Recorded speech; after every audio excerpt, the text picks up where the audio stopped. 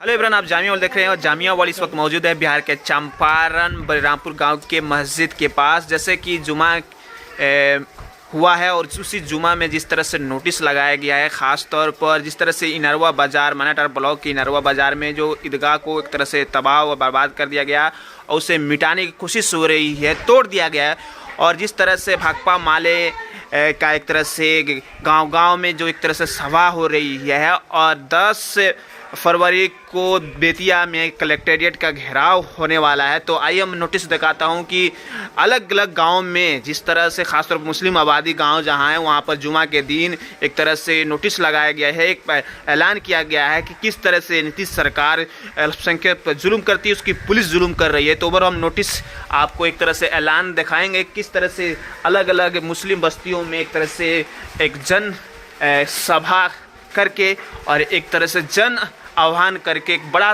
सा आंदोलन करने की तैयारी में हैं लोग। और ख़ास तौर पर मैं दिखाना चाहूँगा, ये देखिए नोटिस उर्दू और हिंदी में दोनों में लगाया गया है। तो ये देखिए, ये भी उर्दू में नोटिस एक तरह से ऐलान लगाया गया है, ऐलान किया गया है। तो ये नज़ारा आप समझ सकते हैं कि कितना बेचैनी है मुसलमान आबादी में, ख़ास तौर पर जिस तरह से ईदगाह को तबाह कर दिया गया, शहीद कर दिया गया, उसके बाद से काफ़ी बेचैनी देखने को मिल रही है इस मुस्लिम समाज, मुस्लिम गांव में।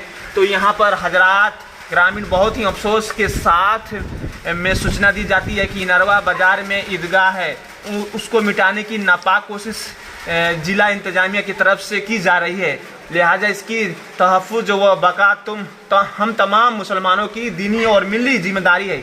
इसलिए दरमे कदमे से कदम मिलाकर खैर में शामिल होकर दिनांक 10 फरवरी 2022 दिन गुरुवार जुमेरात भारतीय कम्युनिस्ट पार्टी माले की जेरे बैनर तले अधिक से अधिक संख्या में बेतिया जिला कार्यालय के सामने इकट्ठा होकर अपनी चट्टानी एकता की सबूत देते हुए कौम मिली फरीजा अंजाम दे। इंशाअल्लाह कामयाबी होगी, अलदाई भाजपा माले।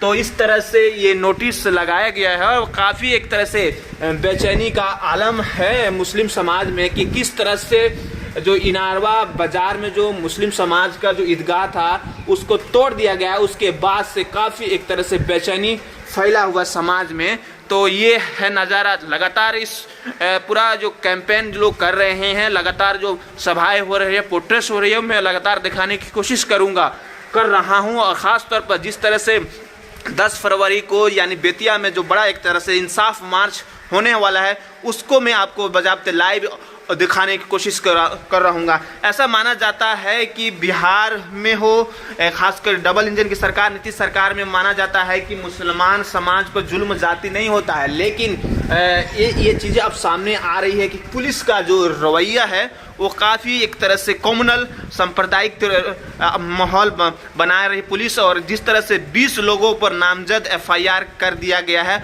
उससे लेकर भी और बेचैनी बढ़ रही है। तमाम एक तरह से पूरा बिहार में ये एक तरह से आंदोलन धीरे धीरे फैल रहा है। कहीं ना कहीं सरकार को स्वतः संज्ञान लेकर जो जिस तरह से लोगों ने, जिस अनासिर लोगों ने ईदगाह को तोड़ा या प्रशासन के दम की बदौलत ईदगाह को तोड़ा गया है, उस पर कार्रवाई करते हुए और जिस तरह से निर्दोष लोगों पर 20 लोगों पर FIR किया है, उसे वापस लेने की तमाम सभाओं में मांग होती है। तो ये मैं आपको दिखा रहा हूँ कि क्या मुस्लिम आबादी में बेचैनी इस वक्त है। बहरहाल आप देखते रहिए जामिया वर्ल्ड में। मोहम्मद तस्लीम, बिहार के चंपारण मनाटार ब्लॉक के बलरामपुर गाँव से।